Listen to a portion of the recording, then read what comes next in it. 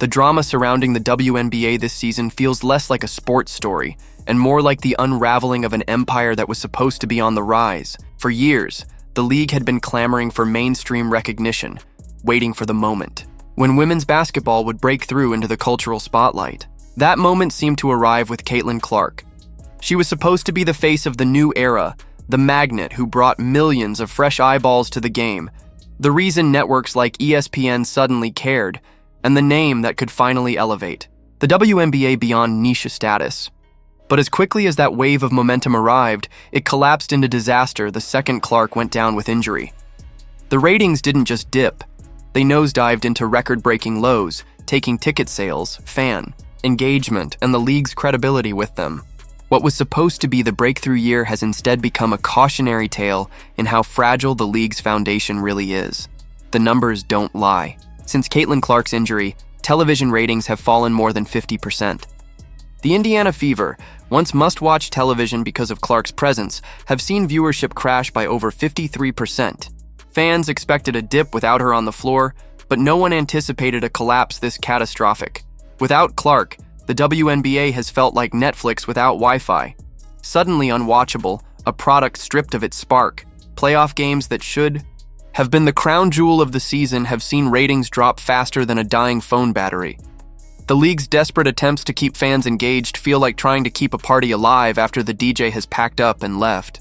At times, it even feels like the WNBA is toying with its own fan base, dangling the possibility of Clark's return just to salvage numbers, a cheap trick that only highlights how dependent the league has become on one player's presence. This was supposed to be the season, the year the WNBA stepped out of the shadows and proved it belonged alongside the biggest sports leagues in America. Instead, the league has stumbled face first into a mess of its own making.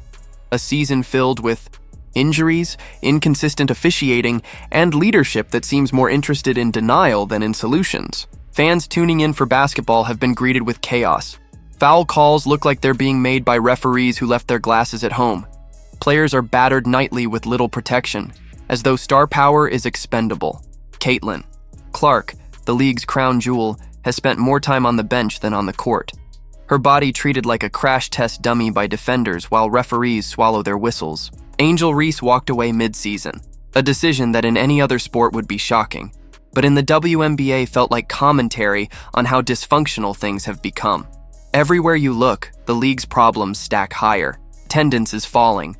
Broadcasts are drawing fewer and fewer viewers, and even Team USA's Olympic showcase couldn't generate the energy it should have without Clark on the roster. Her absence has exposed what many feared all along, that the WNBA's momentum was never about the league as a whole, but about one singular star who could draw mainstream attention.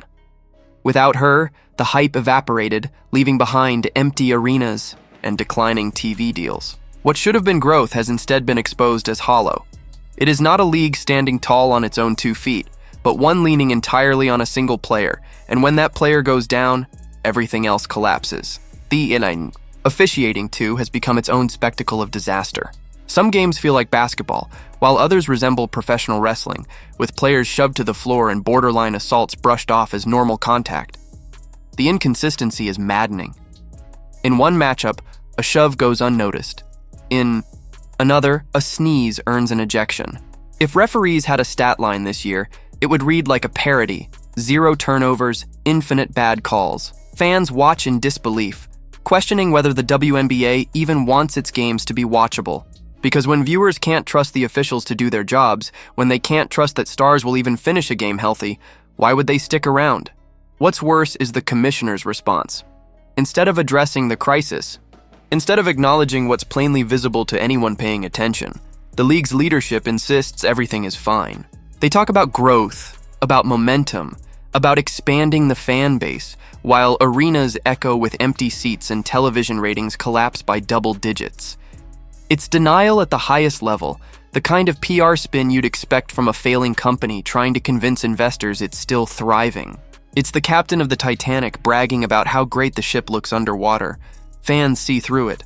They mock the league's social media posts, replying with memes of tumbleweeds rolling through empty stands. They laugh at the insistence that the product is exciting when in reality, it feels like a blooper reel dragged out over an entire season.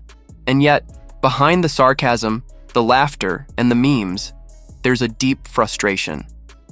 Because people did care. Caitlin Clark brought a wave of fans who wanted to believe. For a moment, it felt real.